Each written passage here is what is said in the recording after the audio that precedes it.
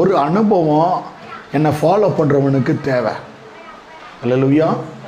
சீசனாக மாற போகிறான். ஃபாலோ பண்ணுற ஒருத்தனுக்கு என்னுடைய நான் சொல்லக்கூடிய அனுபவம் அனுதினமும் இருக்க வேண்டும். அல்லேலூயா. கர்த்தராகிய இயேசு இன்றைக்கு ஒரு காரியத்தை சொல்லுகிறாரு. பின்பு அவர் ஜனங்களை தம்முடைய சீஷர்களையும் தம்மிடத்திலே அழைத்து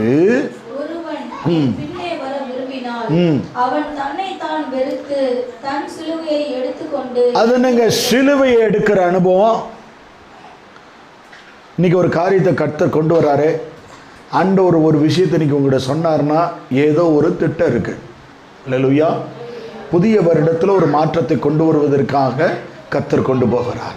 ஆனால் சொல்றாங்க இந்த சிலுவை அனுபவம் வேணும். இயேசு சிலுவையில் என்ன செஞ்சாரு உங்களுக்கு தெரிஞ்சது?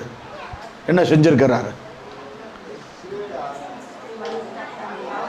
சிலுவையில் இயேசு நமக்காக என்ன செய்தார்?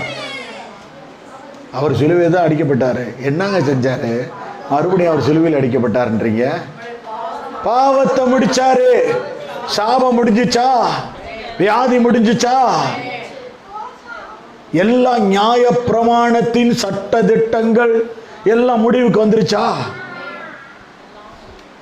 அப்ப ஆண்டு சொல்றாரு, என்ன ஃபாலோ பண்றவனு சிலுவையை தூக்கணுமா?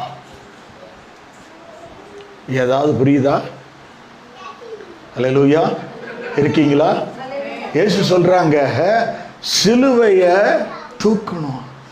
அப்படின்னா பாவத்தை என்ன செய்யறவனா மாறணுமா? சிலுவையில் முடிக்கிறவனா மாறணுமா? அல்லேலூயா. ஒவ்வொரு மனிதனுக்கும் ஒரு அனுபவம் வரணும். ஏன்னா அவருக்கு தெரியும் உங்களால் அந்த பாவத்தை ஜெயிக்க முடியாதுன்னு. ஜெயிக்கிறதுக்கு ஒரு வழி சொல்றாரு. என்ன செய்யணுமா?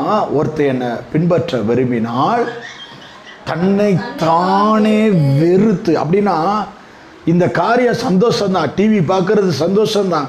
எந்த காரியத்தை செஞ்சாலும் நமக்கு எது சந்தோஷமா இருக்கோ அது கர்த்தருடைய நேரத்தையோ கர்த்தருடைய காரியத்தையோ திருடுதுன்னா அதை என்ன செய்யறவங்களா மாறணுமா?